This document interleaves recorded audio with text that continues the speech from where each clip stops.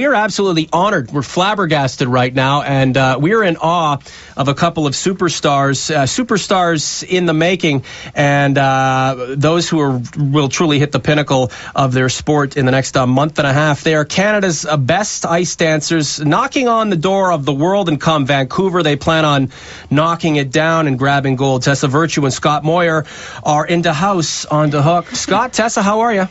Great, how are you? Not too bad. Tessa, you're looking wonderful as always. Thank you very much. We're so happy to be here. Well, thank you for doing this show.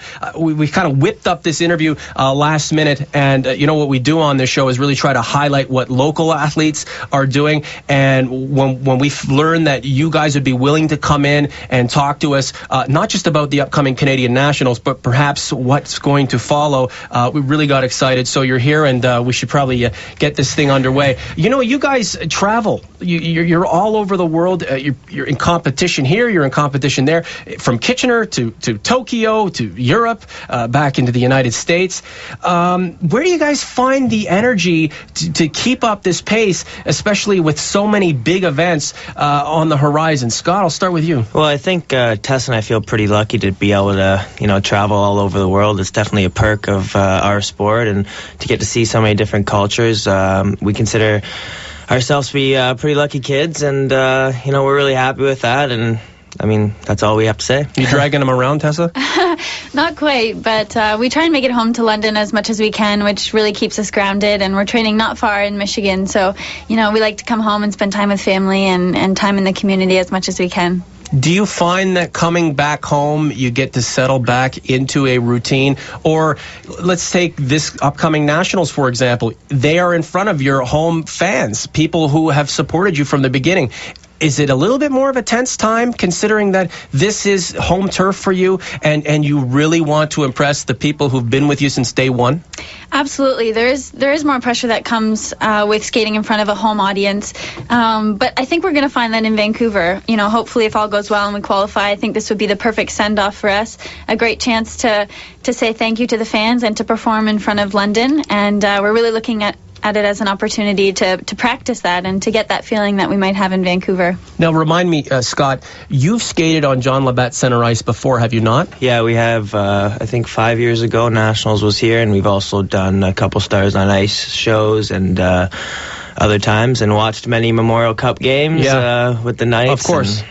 Now, having home ice, does it matter in terms of, I guess, the ice itself? Could you be on a sheet of ice anywhere and be at your best? Or is there something about the John Labatt Center that's perhaps going to bring out a little bit extra in Virtue and Moir? Well, with our sport, the ice itself is pretty common all over the world, but the one thing that really makes a difference for Tess and I is the atmosphere. Being in London, we're going to know probably every single volunteer there. We're going to look into the stands and know a lot of the faces. Hopefully it will be well attended, and it'll be a lot of fun to skate in front of, as Tessa said, our home crowd. Tessa, can you feel the energy and the excitement? It's kind of it's a chilly Saturday night. Here we are in the city center. The streets are pretty bare right now, but there's got to be an electricity that's starting to build that you can feel, knowing that this national championship is coming up quickly. It's happening in your hometown, and a lot of people are I guess, staking a lot on you guys delivering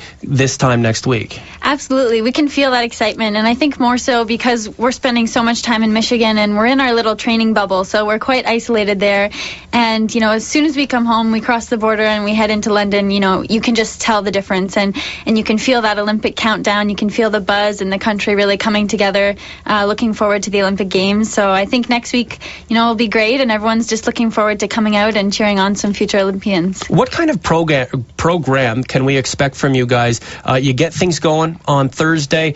My little schedule is up here. You guys get things going on Thursday, and as always, you guys are dynamic. You get better with every performance. You're on the cusp of greatness. What can we expect from Virtue and Moir come Thursday? Well, these are the programs that we probably will be doing at the Olympic Games. The two we know for sure we'll be doing at the Olympic Games, the original dance and the free dance, happening on Friday and Saturday. Thursday, the compulsory segment is possibly going to be at the games. They don't announce that till February 4th, I think. But this is us, this is us a month out. We feel like our training is going really well. We're really sharp, so it's going to be pretty close to our games form, I guess you could say. The senior compulsory dance, 6 o'clock at John Labatt Center on Thursday. You can get your tickets at johnlabattcenter.com. You can also get in touch with the good folks, the wonderful folks at Skate Canada. They will put you in touch with whoever's selling the tickets, and we want to see a packed house for the national championships coming up this week. And of course, the junior nationals are going on over at Western Fair, and you referenced the John Labatt Center in one of your previous performances. You guys were the junior champions. You guys were the king and queen of ice dance at the junior level, so you know what it takes to get to the senior ranks. You've got to go through the junior ranks first, and would you say that you really have to sort of make a name for yourself so people who are waiting at the top know who you are and can be ready for you when you're ready to take on the world? I think for sure. I mean, that's going to be a lot of great talent in both the novice and the junior ranks. And the great thing about having nationals all together this year at the Western Fair and at JLCs, you do get to see a little bit more of the younger talent, which is just going to be great. As a skating nation, as Canada is, we always have great talent coming up. So I wanted to ask you guys about the Goose. I guess originally called the Eagle, but as Tessa mentioned, you wanted it to be a little bit more Canadian sounding and not American sounding. So tell me about the Goose. I know that it brought people to their feet in Kitchener in November. This isn't a joke. This is real deal kind of stuff, and this is the kind of stuff that can take you from bronze, silver to gold. Is that correct? Perhaps. I mean, it's quite a difficult move. It's something that we did last year in our free dance to Pink Floyd, but we sort of I guess put a twist on it this year and added a different dismount, and we'll have a different dismount actually next weekend in London because we had to make some changes due to some rules. Apparently it was illegal what we were doing. Really? But, yeah, so it's an exciting move, and I think it's just something that has never been done, so that's maybe why people are getting so excited about it. I think it's hilarious that everyone is referring to it as the Goose. It's just something, we put names on so many of our tricks in training to make it easier for us, so it's just funny that one caught on. You guys are young, you're fresh, you're on the cusp of absolute greatness. Do you feel it's necessary to be cutting edge, to perhaps change the game and, dare I say, push the boundaries a bit? Yeah, I think that's why Tess and I love to do it so much, and we do want to be cutting edge, and we're always trying to do push the envelope and make our moves and our power and everything that much better than everybody else, so hopefully it'll show. You guys have done a ton. You're the Canadian champions, and now, as I mentioned in the opener, you're really knocking on the door of the world. Bronze medalists. You finished with a silver at the Grand Prix in Tokyo in December. Can you guys talk about that event? From some of the write-ups that I've read over the past, a couple of days, just as we're, getting prepared for this championship, mixed reaction to what happened in Tokyo.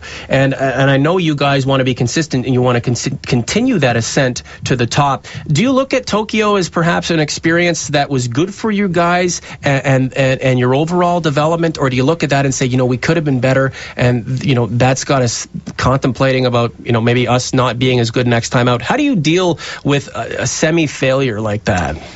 Well, Scott and I are both perfectionists, so we're always striving to be perfect and to make things better. So absolutely, we came home and we knew that there was a lot that we needed to work on. Having said that, missing the fall season of last year with an injury, I think we really appreciate how important it is to get out and compete and to get that experience.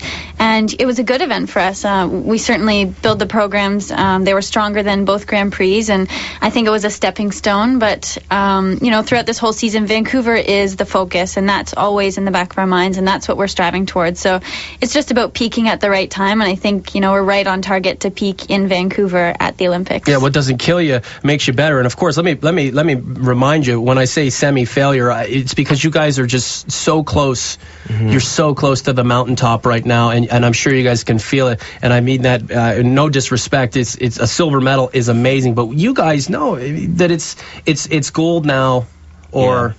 Or, hey, there's nothing wrong with a bronze, there's nothing wrong with a silver, but this is your time. This is the time that you really want to grasp it. Do you get that sense that you really have to consume where you're at right now and make the most of it and really eclipse that mountaintop. Do you feel that this is your time for Tessa and Scott to be the world's best? For sure. I think Tessa and I both think that. And, we were a little bit disappointed after Tokyo. We skated really well where we were at then. And it kind of lit a fire under us a little bit. And I think our training the last month has been absolutely amazing. So we're going to be able to just build all the way up to the games. And the best thing right now is that Tessa and I have put ourselves in the position to win in Vancouver. And we feel like just a whole bunch of excitement ready to go into the next month, and we really are peaking at the right time. So it's been a long road to Vancouver, but now you can see these city limits on the horizon.